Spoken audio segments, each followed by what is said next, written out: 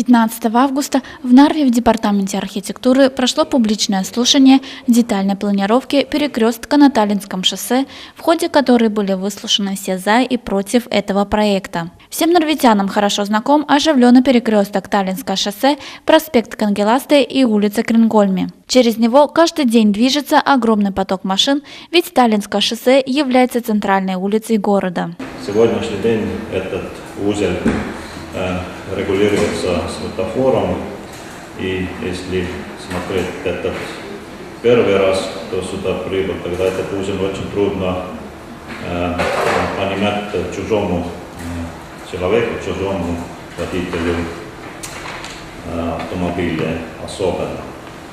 Но второй цель, конечно, здесь определить возможность переделать границы участка, если это необходимо. Если еще говорить,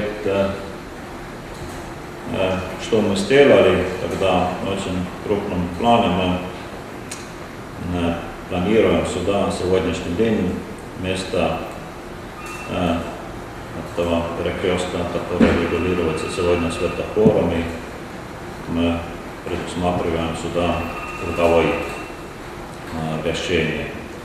И особенно это связано с тем, что сюда, на этот пункт, здесь уже идет 5 улиц.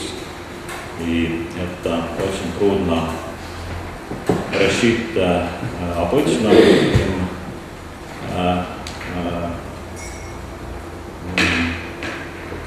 видами.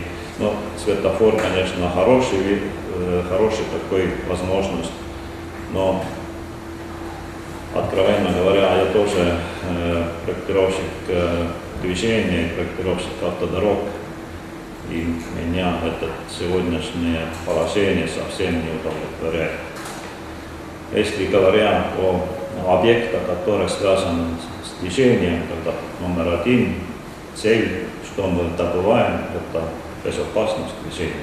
В ходе обсуждения депутат Николай Куликов отметил, что в Нарве 20 лет назад на этом месте уже была кольцевая дорога. Тогда случалось много аварий, и с появлением пешеходных переходов между водителями и пешеходами возникнут конфликты, поскольку они будут нерегулируемые. Меня лично смущало, например, пешеходы. То есть, если на автомобиле сейчас проехать будет проехать достаточно удобно, да, то есть круговое движение, право пропустил, сам проехал, то вот пешеходам без светофора, на мой взгляд, будет сложнее, то есть и риск выше, потому что красный сигнал светофора – это однозначно машине стоп. Все, ты должен стоять и не ехать, это однозначно. Проезжают только нарушители, явные, грубые, циничные нарушители. А пропустить пешехода – это иногда бывает очень оценочная категория такая. Пешеход может и резко, особенно дети, например, да, или велосипедисты, резко изменить направление движения, повернуть на пешеход, там, на пешеходный переход, или неоднозначно выказывать свои стремления, куда двигаться. То есть пешеходный переход создает, нерегулируемый светофором, создает больше вопросов и больше риска для пешеходов. Свои возражения выразил и магазин «Авангард», так как в плане реконструкции не предусмотрены парковочные места для машин.